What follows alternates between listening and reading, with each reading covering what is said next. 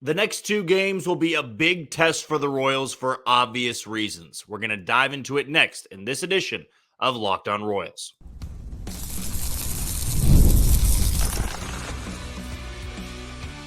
You are Locked On Royals, your daily Kansas City Royals podcast. Part of the Locked On Podcast Network, your team every day. You are tuned into another edition of Locked On Royals on the Locked On Podcast Network. As always, I'm your host, Jack Johnson, and you can find me on Twitter or X at JohnnyJ_15. That's at JOHNYJ_15. You also can catch us on wherever you get your podcast. That can be Spotify, Apple Podcast, Amazon Music, Google Podcast. We're on Odyssey, and we're on YouTube.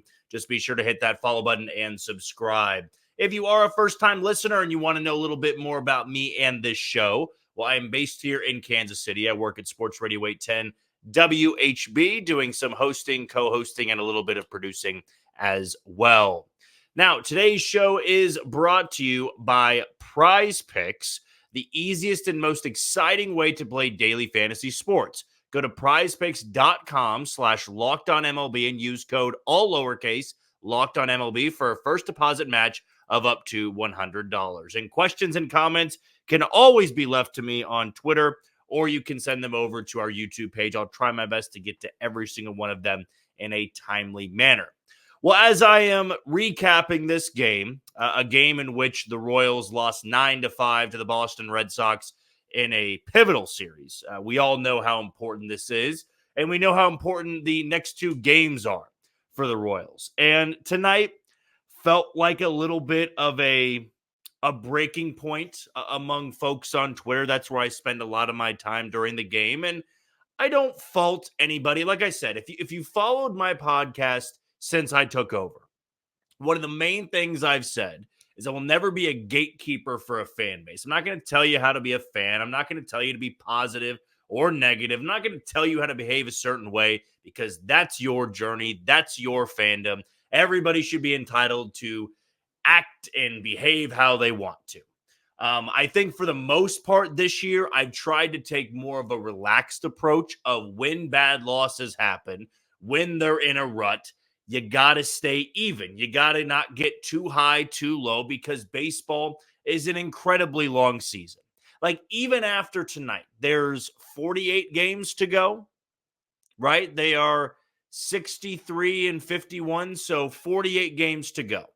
There's still plenty of time for very high highs and very low lows. I don't know if they're going to make the playoffs. I don't know how far they will go in the playoffs if they make it. That's all to be determined. But I think in nights like this, after games like this, you can't really put too much into it in the same way you can't put too much into the Royals blasting the Red Sox in game one of the series at Fenway, because it's baseball. Now, there are things that are continuous, right? That you see the same things happening on game 114 as you do on game 80, and then game 40 and game 20. And the Royals bullpen has clearly been an issue all year long.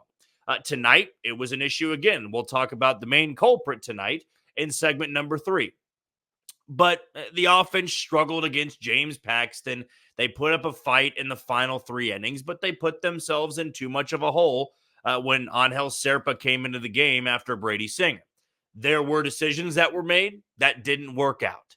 But I would say in baseball, there's a lot of randomness to it. There's a different element to it than you have in football, than you have in basketball. In football, if you lose 4 or 5 games in a row and it's by the same thing over and over again, or the coach or the offensive coordinator is sending in bad plays, the defensive coordinator can't put the team in the right scheme to stop anything. They couldn't stop a nosebleed. Like, there are bigger things you can take away in a shortened season. In 162 games, sometimes you just get your ass kicked. Like that, it just happens, right? Tonight, the Red Sox tied a season high in hits. They have had a tremendous offense this year. Most importantly, they have had a tremendous offense in big-time series, and this is a huge one for them as they gain a game on Kansas City in the wild card race. So now just a game and a half back. The only way the Royals can relinquish that spot is if they get swept in this series, which has happened one time this year. But we have seen the Royals get their ass kicked before. We've seen them get their ass kicked by good teams out there. But to me, I think there's a much bigger test coming up tomorrow and coming up on Wednesday. Because so many times in the last 7 series I found on the broadcast, the Royals had won game 1 of a series. And not many of them, unless they were playing a bad team, did it result in a series win. They grabbed game 1 against Arizona. They lose game 2 and game 3. They grab game 1 in dominating fashion against the Cubs.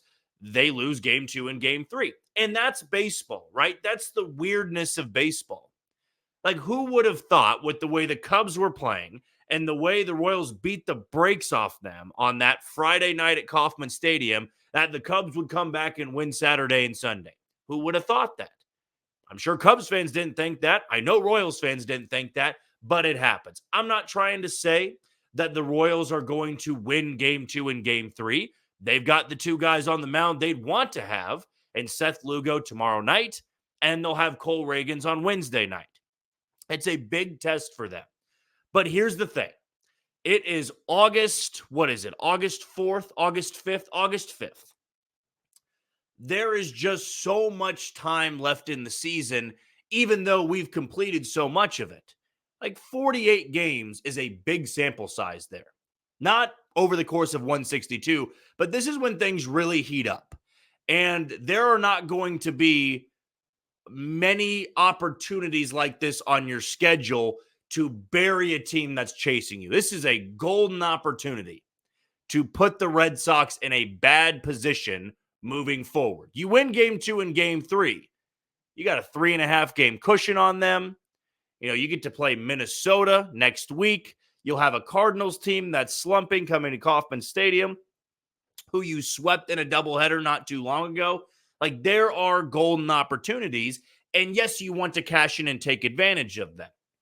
But it's not going to be as easy as just rolling the balls out and you're going to beat the tar out of everybody that you should. Now, we got to know that by now that beating good teams is hard to do.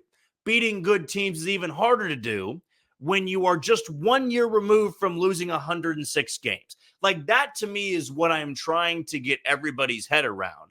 That there is a very easy correlation and a very easy reason as to why they're so good against bad teams and why they're 500-ish, or I think 27-31 now, or 27-32 against teams with a winning record. Again, I think it's a stupid stat because it fluctuates all the time with the teams that are hovering around 500. But there's a very easy explanation to it.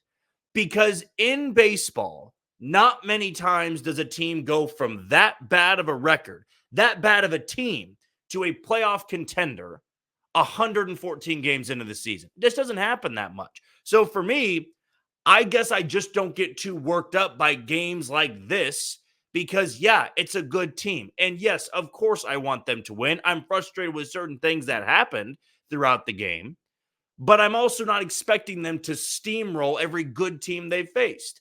And here's another thing.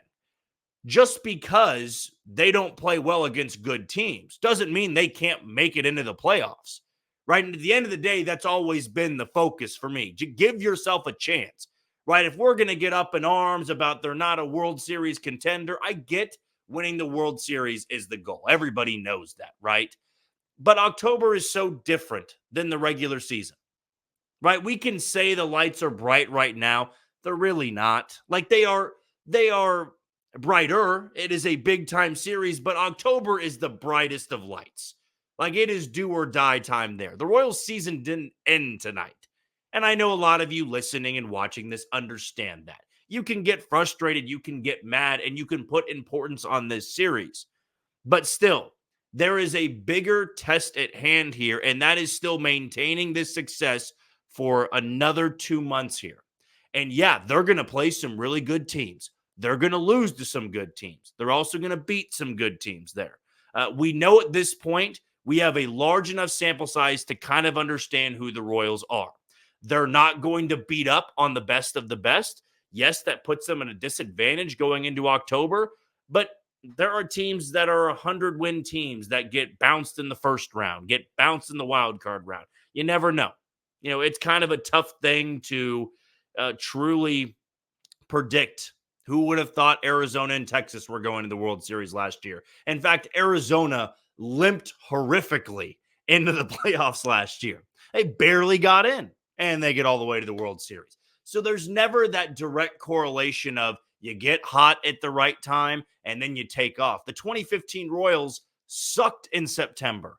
There were a couple times they got drilled in September and they won the World Series. I mean, that's kind of what I'm getting at here is, yeah, tonight was important. You want to every single time out in a series take game one. They didn't get it done, though. That's baseball, right? Just because the Red Sox had 18 hits tonight and 9 runs doesn't mean they do it again tomorrow. Also doesn't mean they can't do it again tomorrow, but there's that element of randomness. The Royals offense wasn't great against James Paxton. That does not mean they won't be great against Brian Bayo. Or they could be really good, really bad. Who really knows at that point? We'll find out tomorrow, but that's going to be a big test. How you can respond from a game like tonight. I don't believe this is a crushing loss. It's not the worst loss I've seen this season. It doesn't even pale in comparison to what happened on Saturday with blowing that game. That was much harder to stomach than tonight's loss. But also it comes down to, what do the Royals do in these next 2 games? They take only one. Well, a game and a half lead over Boston going into a series with St. Louis. You didn't really lose that much ground, but you didn't gain anything on them. You actually lost one game in the wild card race to them. So we'll see what they do in these final 2 games, but they got the guys on the bump they want to have out there. Seth Lugo tomorrow night, Cole Reagans on Wednesday night. We'll take our first break of the show. When we come back, let's dive in a little bit more to that theory about the Royals and their record against good teams. That's coming up on Locked On Royals. You are tuning to Locked On Royals and the Locked On Podcast Network. I'm your host, Jack Johnson, and you can find me on Twitter or X at JohnnyJ_15. Want to give a shout out to one of our sponsors today in Liquid IV. Maybe you are somebody like me who drinks a lot of water, but also like me, you get bored with water at some point in the day. I've got a couple of friends that they can drink water and gallons of it every single day. Well, I like to add a little bit of flavor, and flavor that would be good for me as well. And Liquid IV is something that keeps you so hydrated throughout the day. I think personally it tastes good. If you're somebody that doesn't like drinking a lot of water, I think this is the fix for you, that you can just put it in one bottle of water and you get a ton of hydration from it. Whether you're working out, you're just at the office, you are somebody that stays in shape with running, playing basketball, playing baseball, football, pickup stuff, whatever you like to do, Liquid IV is going to make sure that you can stay very hydrated throughout the day. So here's what you need to do. You can go to liquidiv.com and use code MLB at checkout and get 20% off your first order when you shop Better Hydration today using promo code MLB at liquidiv.com. Well, tonight I think that in continuation of the conversation we just had in the first segment, or I guess the topic we had, I'm not talking to anybody in the moment right now. I'm not talking to anybody live at the moment. But a continuation of what the topic was going over was the Royals and them playing against good teams. They have left a lot on the table this year, and playing good teams, a chance to truly impress its own fans, impress the rest of baseball. When they took game 1 against Baltimore at Kauffman Stadium way back in April, a perfect opportunity to take a series against a damn good team. Didn't get it done. They were tested against the Yankees. They didn't win until game 4 of that series, and it was a dramatic walk-off. So they got pushed around by the Yankees. They were pushed around by the New York Mets back in April. They were pushed around by Minnesota when they went up to Target Field. They were pushed around by Minnesota in that opening series until game 3. So there have been scenarios this year in which the Royals have just left things on the table.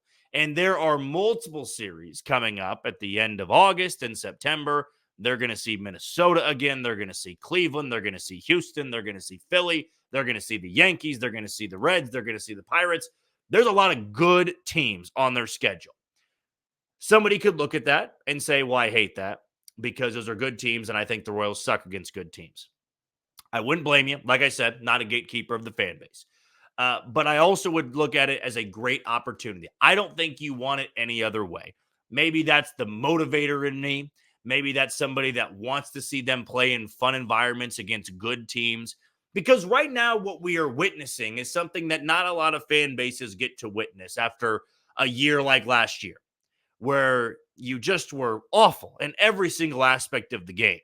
106 losses, 106 losses. I don't care how many one-run losses you had, how many games you blew. You lost 106 games, right? You are what your record says you are. And the Royals this year have one of the best run differentials in baseball. They're 12 games over 500. They hold a playoff spot. They're 5 games out of first place. There are a lot of great things that they've done. I also understand if they don't make the playoffs, a lot of that is going to be meaningless to fans. Not all fans out there, but I do think it's going to be hollow to them of, well, you didn't get into the playoffs, which is why I think it's so important for this team to get there. But I've also gone on record of saying they just have to be 500 the rest of the way. You know, what they were able to do in Detroit against a Detroit team that was slumping, that's what you're supposed to do. Take 3 or 4. They should have swept them, but they also should have lost on Sunday, so it kind of feels like an even trade. They beat up on the White Sox this year. Yeah, the White Sox are historically bad, the worst baseball team I think that's ever been put on the field. But they did what they were supposed to do. Not everybody's done that. Cleveland hasn't done that this year against Chicago. They're 500, I believe, against the White Sox. But I go back to that point of baseball can be random, and good teams are going to beat good teams from time to time. We know that. There's so many games. Bad teams are going to beat good teams from time to time. And I guess what I would urge people to do and watching these final 48 games, yeah, you can look for the flaws, but honestly, at this point, we know the flaws of this team.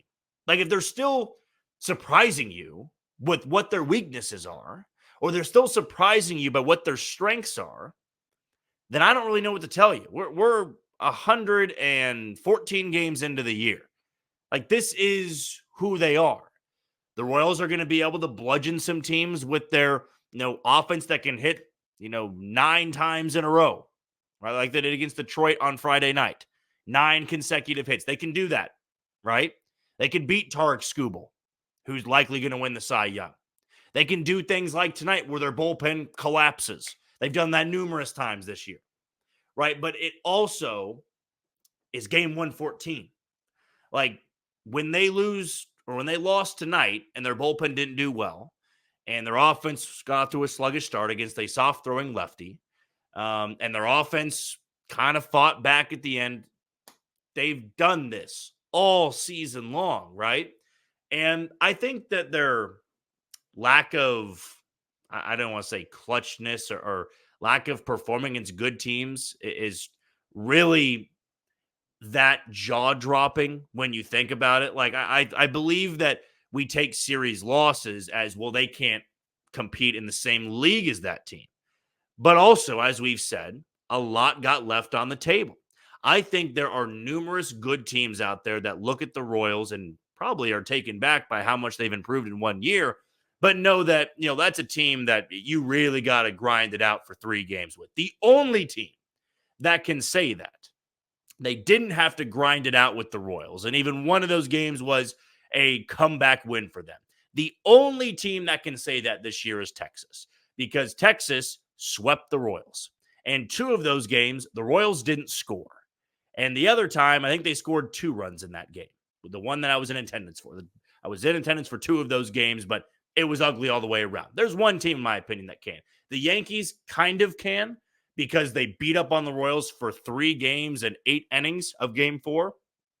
And then the Royals found a way to come back off Clay Holmes. So maybe 2 teams that could say, yeah, we were able to easily beat them. But some of these good teams that the Royals have taken game 1 of or game 2 of, and then it was a rubber match and it was a close game. It just, that to me is a problem for sure. Their record in rubber match games, and we'll see if they can even up the series tomorrow night. It's going to be another test coming up on Wednesday. But I would say this, that I think it's overblown a little bit with their struggles against good teams. They don't have a great record against good teams, but as I pointed out in the first segment, like, they're just not going to go from 106 losses to having a winning record against good teams pounding on bad teams. I mean, they'd be the best team in baseball right now. They'd have Cleveland's record if they could do that. And they don't, right? They're 12 games over 500. They are far exceeding what they're doing. However, I guess I just don't look at tonight's loss. I don't look at the losses to Arizona or look at some of the losses to Minnesota and say, well, they just can't compete with them. It's different. Last year's team couldn't really compete with good teams. Like, that is the difference here. I think if you looked at the Royals and a World Series contender, they could maybe hang, but I don't think they could win a series against them. And, for instance, Boston has their number so far this year. They are 3-1 against Kansas City with 2 games to go. But Boston's also had issues beating bad teams, right? They were just recently, well, maybe not recently, but a few weeks back, they lose a series to the Rockies. They get swept by the Dodgers. What do you think Red Sox fans were saying when they got swept by the Dodgers? They can't beat good teams, right? They can't hang with them. They won game 1 of their series against the Yankees and then lost the 2 games of that. And they had beaten the Yankees at Fenway Park and the Bronx in a series earlier that year, but didn't get it done this time around. Every fan base, I think, has their gripe and there's weaknesses. I mean, hell, tonight, though the Royals lost, the Red Sox bullpen has been worse than them. The Royals bullpen, that is, in the second half. They have 20 blown saves this year to the Royals 17. So there are weaknesses to Boston that could be exploited down the stretch of the season. And remember, strength of schedule. Boston has the toughest schedule left. Kansas City has the 17th or 18th toughest schedule left. Like, there is opportunities for this team. There are plenty of games left to gain ground, to build a cushion, to blow it. There's 48 games left. And that's what I would say, kind of in a summary here, a quick summary of the record against good teams. That type of stuff matters when you're still trying to figure out who they are, right? I think the Royals, they're not exceptional against good teams, but I don't see a drastic change the rest of the way. But they also don't have to have a drastic change. If they hang around 500 against these good teams the rest of the way, I think they're going to get in. They don't need to be 10 games over 500. They don't need to sweep the Phillies. They don't need to sweep the Yankees. They don't need to sweep the Guardians. That'd all be great, and I'd be rooting for that.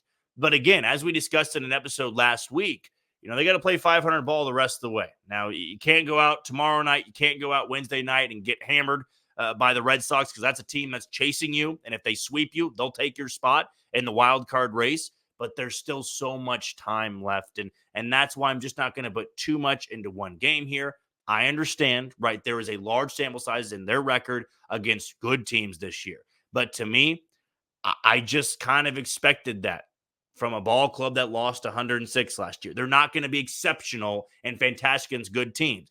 If you thought they were going to be a World Series contender, I'm not there yet with this team. I think they can get in, and you roll the dice, and you see what happens when they're playing good teams there. And then October, as I just stated, the lights are a lot different there. And yeah, the Royals may crumble under them, but there's also a lot more pressure on the teams they're facing than they would have going into a game like that. Okay, we're going to take our final break of the show. When we come back, let's talk about Angel Zerpa and his struggles in tonight's game against Boston. Completely melted down. And I've got a thought on Angel Zerpa and why I'm not going to give up on him, but I'm not going to give him too many excuses. We'll dive into that next on Locked On Royals. You are tuning to Locked On Royals and the Locked On Podcast Network. I'm your host, Jack Johnson. You can find me on Twitter or X at JohnnyJ_15. Before we talk a little bit about PrizePicks, we want to thank you for making Locked On Royals your first listen today. But for your second listen, enjoy the Locked On MLB podcast. Host Pat Sullivan, a.k.a. Sully, is here daily to provide national expertise with his trademark humor to help you get ready for the MLB playoffs here in the dog days of summer. Prepare for the Fall Classic with Sully, who has it all covered every single day on Locked On MLB. Available on YouTube or wherever you get your podcast. Part of the Locked On Podcast Network, your team every day. And now we do want to show a little love to our title sponsor, and that would be PrizePicks. Now, with PrizePicks, it's America's #1 daily fantasy sports app with over 5 million active members. It's also the easiest and most exciting way to play daily fantasy sports. And unlike other apps on PrizePicks, it's just you against the numbers. All you have to do is pick more or less on 2 to 6 player stat projections and watch the winnings roll in. Get in on the daily action with your friends and become part of the PrizePicks community today. You can win up to 100 times your money on PrizePicks with as little as 4 correct picks, and you can turn $10 into $1,000. If you're looking for promotions, PrizePicks has got you covered every week, from lowering select player stat projections on Tuesdays to helping your lineup hit or getting your entry fees back on Friday. Download the PrizePicks app today and use code LOCKEDONMLB for a first deposit match of up to $100. That's code LOCKEDONMLB on PrizePicks for a deposit match of up to $100. Pick more, pick less. It is that easy. Well, I thought one of the biggest reasons tonight why the Royals lost was by a decision that Matt Quatraro did or did not make in that game. So don't think if you've been listening this far that I'm not going to have any ounce of criticism. I do feel like I have criticized a little bit, but maybe not in the way that some of you want me to, of going after the team, going after a player, stuff like that. I did put this out there on Twitter, and you can always follow me at JohnnyJ_15, that I would have loved after the 5th inning that Matt Quatraro just goes to the bullpen. He had Angel Zerpa warming up in that 5th inning, but Brady Singer got out of it. He had been hit pretty hard all night. Unfortunately, did get unlucky a handful of times. But 5 innings, 2-run ball was good enough for me. And with as many lefties that were in the lineup for Boston, I would have loved to go to the bullpen earlier and throw a bunch of lefties at him. And Angel Zerpa was the first guy out of the pen. Brady Singer was a strike away from a quality start. Left a slider maybe too much up. I don't even really know how to describe it. It wasn't a terrible pitch, but it was at least hittable because Rafael was able to poke one out into left center field. But I don't want to say it was really left up because it was, I think, still a little bit out of the zone. But he's expecting him to throw a slider in that spot. So he poked it out at left center field. Here comes Angel Zerpa, second and third, 2 outs. Jarren Duran is up, the All-Star Game MVP, which we were down for, and he absolutely deserved that All-Star Game MVP.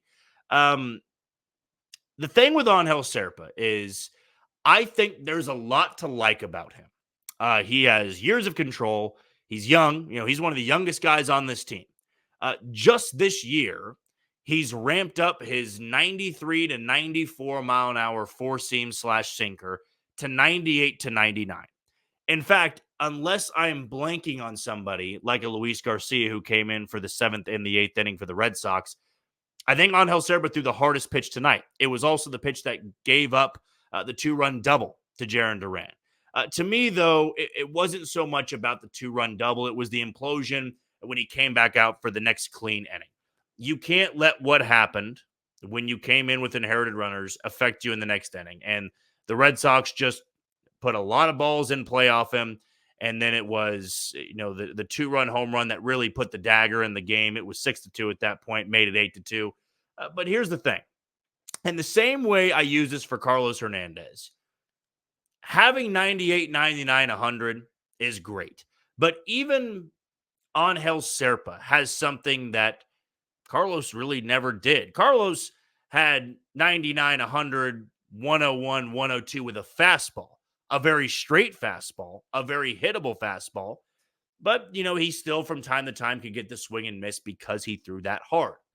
Angel Zerpa, based off just the eye test, should be a lot better than he is. When you are A, lefty, B, throw 98 to 99, and C, throw a sinker, at that point, it's all about location.